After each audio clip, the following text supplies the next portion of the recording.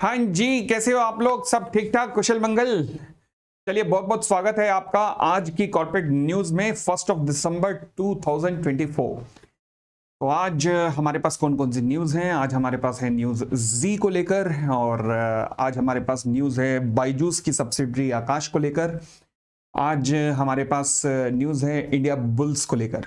तो ये न्यूज आज हमारे पास है। चलिए चर्चा करते हैं। सबसे पहले जो हम चर्चा करने जा रहे हैं वो जी को लेकर है।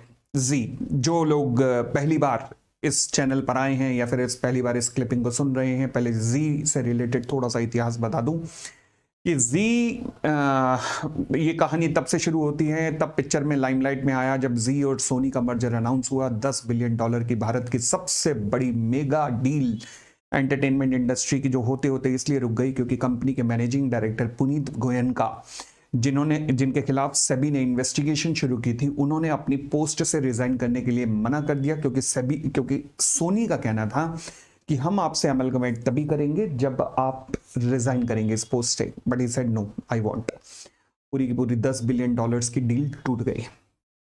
ओके, अब क्या हुआ आगे? अब जी का शेयर 50% डाउन आ गया। 300 का शेयर जो हुआ करता था वो कहाँ आजकल 118 119 पे घूम रहा था। अब 5 साल पुनीत गोयनका के पूरे होने के बाद, क्योंकि एमडी की पोस्ट ना मैक्सिमम 5 इयर्स तक होती है under the companies act 2013 as per section 196। 5 साल बाद उसका रीअपॉइंटमेंट होता है। अब रीअपॉइंटमेंट के लिए इन्होंने notice of the AGM, notice of general meeting भेजा। पुनीत गोयनका कहीं ना कहीं जानते थे कि भैया उनका रीअपॉइंटमेंट होना नहीं है, इसलिए उन्होंने अगला पासा फेंका। वो अगला पासा क्या था कि उन्होंने कहा कि मैं एमडी के रूप में पहले ही रिजाइन कर देता हूं। शेयर होल्डर ठुकराएं, इससे अच्छा पहले ही रिजाइन कर देता हूं, मगर मैं चीफ एग्जीक्यूटिव ऑफिसर बन के रहूंगा। वाह वाह वाह, चीफ एग्जीक्यूटिव ऑफिसर बन के रहेंगे, साथ में डायरेक्टर भी रहेंगे, मैनेजिंग डायरेक्टर की पोस्ट से रिजाइन कर देंगे, यानी कि कंपनी का कंट्रोल एक तरीके से इन्हीं के हाथों में रहने वाला है। अब हुआ क्या कि एमडी के रूप में इन्होंने कहा मैं रिजाइन कर लेता हूं, तो कोई ऑब्जेक्शन नहीं होनी चाहिए किसी को।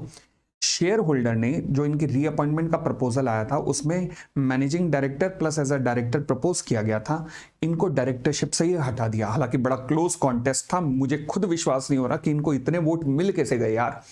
मतलब इतने कॉर्पोरेट गवर्नेंस के सीरियस एलिगेशंस जिस बंदे पे हो, इतनी इन्वेस्टिगेशन जिस बंदे के खिलाफ चल रही हो, उसको इतने वोट मिल गए, कमाल है। बट मतलब hats off to him for his all the talents and legend which he has maintained over a period of time. Hats off to him. अब फेवर में कितने वोट डले उनको हटाने के लिए? 50.6%। और उनके साथ चलने के लिए कितने डले? 49.4%। यानी कि बड़े ही छोटे से मार्जिन से वो रह गए, और अब डायरेक्टर वो नहीं बन सकते। डायरेक्टर भी नहीं है, एमडी भी नहीं है, यानी कि कंपनी में अब उनका कोई स्थान है नहीं। मैं कह सकता हूं कि अब कोई स्थान रहा नहीं। अब अच्छी बात, एक और न्यूज आई। अच्छा, जैसे ही ये खबर आई, इंपैक्ट देखो, इंपैक्ट देखो, शेयर 8% जंप किया। जैसे ये खबर आई 8% जंप किया है शेयर ने, जी के शेयर ने। अब मुझे लगता है कि मंडे के लिए जी के पास बड़ा स्कोप है। और भी वो कैसे? क्योंकि जी ने एक बहुत ही अच्छा स्टेप किया है। सौरभ अधिकारी, जिन्होंने कई साल तक HCL टेक्नोलॉजी को संभाला and with the 40 years of rich experience, उनको additional director board of directors ने अपॉइंट किया है। मैं कह सकता हूं अंततः शायद कंपनी में अच्छी चीजें होनी शुरू हो चुकी हैं। बहुत अच्छी बात है, बहुत अच्छी बात है। एंड अगेन, ये कोई इन्वेस्टमेंट एडवाइस चैनल नहीं है और मैं कोई सेबी रजिस्टर्ड इन्वेस्टमेंट एडवाइजर नहीं हूं। पहले बता दूं, मेरा पर्पस केवल आपको ज्ञान देना है, केवल आपको एनालिसिस शेयर करना है जो मार्केट में न्यूज चल रही है। अच्छा, एक और बात, बहुत ही जरूरी बात सुनो जी। आप में से कई बच्चों की बार बार मैसेजेस आते हैं, वीडियो के ऊपर कमेंट्स आते हैं कि sir company of the week, IPO analysis शुरू करो शुरू करो। मगर मेरी प्रॉब्लम एक आ रही है जेन्युइनली, मैं आपसे तभी सजेशन लेना चाह रहा हूं कि बताइए मुझे क्या करना चाहिए। क्योंकि जो बच्चा जो सीए की क्लासेस देख रहा होता है या सीए में फाइनल की क्लासेस देख रहा होता है, वो कहता है भाई कि ये दुनिया, ये महफिल मेरे काम की नहीं। काफी बच्चे उनमें से ये कहते हैं कि जो इंटरेस्टेड नहीं है शेयर मार्केट में या फिर आईपीओ की बातें जानने में, तो फिर वो कहते हैं हमारे मतलब की नहीं है क्लिपिंग। अब उसके लिए मैं 1 जनवरी, ध्यान रखना, 1 जनवरी 2025, नया साल नया रेजोल्यूशन, अब क्या करने वाला हूं, कोई नया यूट्यूब चैनल नहीं भाई साहब, बहुत सारे चैनल मेंटेन करने में दिक्कत आती है।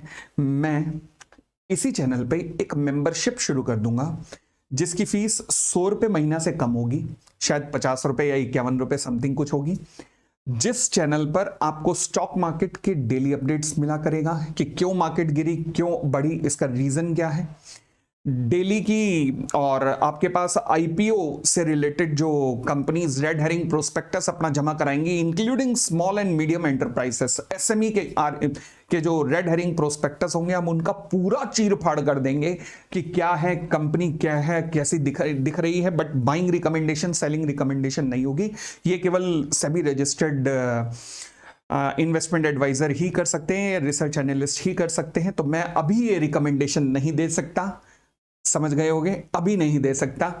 अगली बात अगली बात, इस चैनल पर आपको यह भी मिलेगा कि स्टॉक मार्केट क्यों बढ़ी, क्यों गिरी, आईपीओ से रिलेटेड उनके रेड हेरिंग प्रोस्पेक्टस की पूरी जानकारी होगी, और इस पर ही कंपनी ऑफ द वीक भी आएगा इसी चैनल पर। बट इसके लिए एक मेंबरशिप लगा रहा हूं कि जो लोग इंटरेस्टेड हैं वो इसे ज्वाइन कर लेंगे।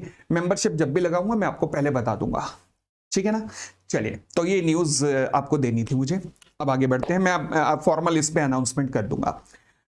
अगली बात आते हैं, अगली न्यूज पे आते हैं। तो ये जी के लिए अच्छी खबर थी। मंडे को मुझे लगता है कि देखने वाला बनेगा कि क्या इसे मार्केट किस तरीके से लेती है, इस खबर को, सौरव अधिकारी के आने को। बट मुझे लगता है एक बहुत अच्छा स्टेप है, बहुत ही अच्छा स्टेप है। और कहीं ना कहीं मैं र्यूमर सुन रहा था, मुझे कंफर्म नहीं है, र्यूमर सुनने में आया है, अभी कोई इसके लिए कंफर्मेशन नहीं मिली, फॉर्मल कंफर्मेशन नहीं है, वो ये कि शायद इनकी सोनी से दोबारा टॉक्स रिवाइव हो सकती हैं, क्योंकि जिसने रोका वो गया, अब ओपन ग्राउंड है, तो इसका मतलब रिवाइवल ऑफ टॉक हो सकता है। और अगर रिवाइवल ऑफ टॉक हुआ तो मैं यही कह सकता हूं, और तो कुछ नहीं कहूंगा सिवाय इस बात के कि ये जो भी कंपनी आज की डेट में अपने मार्केट वैल्यूएशन पे है, बाय गॉड आप नहीं जानते फिर ये किस वैल्यूएशन पे होनी चाहिए। बट अगेन ये कोई बाइंग सेलिंग रिकमेंडेशन तो है नहीं, मैं तो केवल एनालिसिस कर रहा हूं न्यूज का, ठीक है। अगेन ये बात बांध लो अपने साथ, ये कोई बाइंग सेलिंग रिकमेंडेशन मैं नहीं देने आता आपको यहां पर। चलिए, जब तक रिसर्च एनालिस्ट नहीं हो जाता आगे।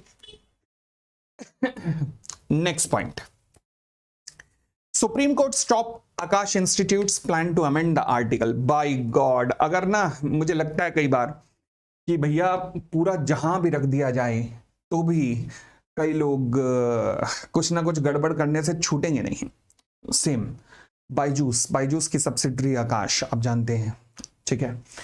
अब आकाश में दो मेजर शेयर होल्डर्स हैं, एक का नाम है सिंगापुर की एक कंपनी है, Singapore Topco PTE and BCP Asia एथेंसा, और इन्होंने एक सुप्रीम कोर्ट में एप्लीकेशन मूव की है जिसमें कहा है कि आकाश प्लस मणिपाल जो उसके इन्वेस्टर हैं, ये दोनों मिलकर आर्टिकल ऑफ एसोसिएशन में कुछ माइनॉरिटी शेयर होल्डर्स यानी कि इन दोनों को, बीसीपी एशिया को और सिंगापुर वालों को कुछ अधिकार दिए गए हैं। वो अधिकार क्या कहते हैं, क्योंकि जब इनसे कैपिटल मंगवाई होगी प्राइवेट प्लेसमेंट के थ्रू तो इनको कोई राइट दिए होंगे, शेयर होल्डर्स राइट कहते हैं उसे।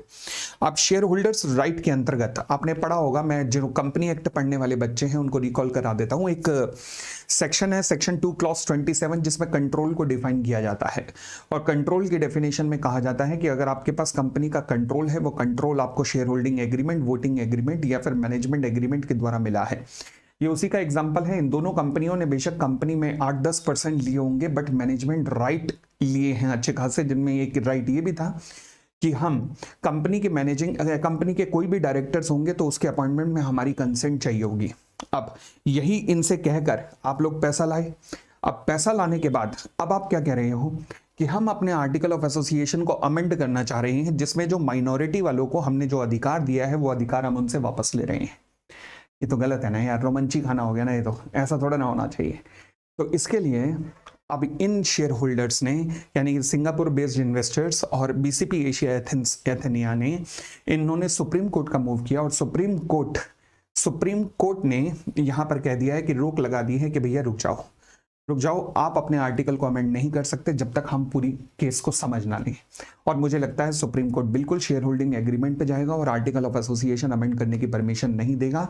वैसे क्यों करना चाह रहे थे, ये बैकडोर से एंट्री करवाना चाहते थे बायजूस के ही मैनेजमेंट की। बायजूस का स्टेक इसमें बढ़ाना चाह रहे थे, जो मुझे लगता है, जो अभी तक र्यूमर्स दिख रहे हैं कि वो यही करना चाह रहे थे और कहीं ना कहीं ज़्यादा से ज़्यादा मैनेजमेंट बायजूस के ही मैनेजमेंट के अंदर कंपनी को ले जाना चाह रहे थे, जो मुझे र्यूमर्स के थ्रू लग रहा है। चलिए आगे बढ़ते हैं। अगली न्यूज है मेरे पास, supreme court to examine plea for probe into the alleged illegality by the Indiabulls housing finance. कसम से अगेन वही एग्जांपल, लालच के लिए तो पूरी दुनिया कम पड़ती है कि मेरे को मंगल ग्रह भी मिल जाए फिर भी कम पड़ेगा, क्योंकि और यूनिवर्स में और भी ग्रह हैं, उनको भी मेरे कब्जे में होना चाहिए। यही है इंडिया बुल्स का हाल। इंडिया बुल्स क्या कहूँ, इतनी बड़ी जानी मानी कंपनी, इनकी एक हाउसिंग फाइनेंस कंपनी है, India bulls housing finance company, जो अब शायद नाम चेंज हो गया, सम्मान हाउसिंग समथिंग कुछ इस नाम से हो गई है। क्या है, सम्मान कैपिटल लिमिटेड इनका नाम अब हो गया है। इनके खिलाफ इन्वेस्टिगेशन शुरू हो चुकी है। अब इन्वेस्टिगेशन क्यों हो गई है, रीजन क्या रहा है इन्वेस्टिगेशन का, सुप्रीम कोर्ट ही अपने अंडर एग्जामिन कर रहा है इस इन्वेस्टिगेशन को। रीजन क्या है कि कंपनी क्या करती थी, कुछ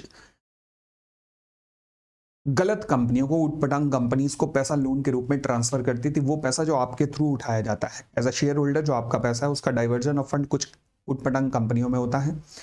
उन कंपनियों को पैसा लोन के रूप में दिया जाता है। वो लोन के रूप में जो दिया गया पैसा है, ये कंपनियां क्या करती हैं, फिर इस पैसे को प्रमोटर्स की कंपनियों में ट्रांसफर कर देती है।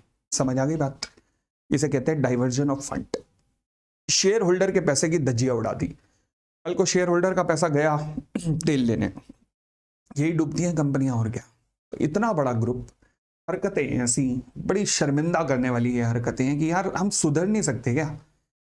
खैर क्या करें, ईश्वर सद्बुद्धि दे, बस इन्हें यही है। तो ये थी दोस्तों आज की कॉर्पोरेट न्यूज। भाई मैं दोबारा बता दूं, कॉर्पोरेट न्यूज इसी चैनल पर चलती रहेगी, बट जो लोग शेयर मार्केट के अप्स एंड डाउन्स के रीजंस जानने के लिए इंटरेस्टेड हैं, जो कंपनी ऑफ द वीक जानने के लिए इंटरेस्टेड हैं, तो कंपनी ऑफ द वीक में जो कंपनियां हमने डिस्कस की हैं, एक बार उनका इतिहास देख लेना तो आपको मजा आ जाएगा।